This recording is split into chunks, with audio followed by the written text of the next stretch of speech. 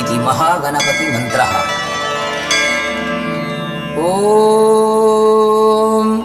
गणानां त्वा गणपतिं अवामहे कविं कवीनामुपमस्रवस्तमम् ज्येष्ठराजं ब्रह्मणां ब्रह्मणस्पत आनः शृण्वन्नोतिभिः सीदसादनम्।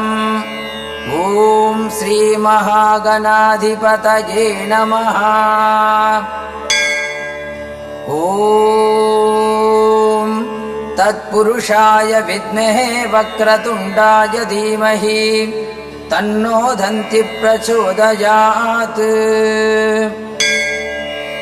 ॐ वक्रतुण्डमहाकाय कोटिसूर्यसमप्रभा निर्विघ्नं कुरु मे देव सर्वकार्येषु सर्वदा। ॐ नमो व्रातपतये नमो गणपतये नमः प्रपदपतये नमस्ते अस्तु लम्बोदराय एकदन्ताय विघ्नविनाशिने शिवसुधाय श्रीवरवरदमूर्तये नमो नमः।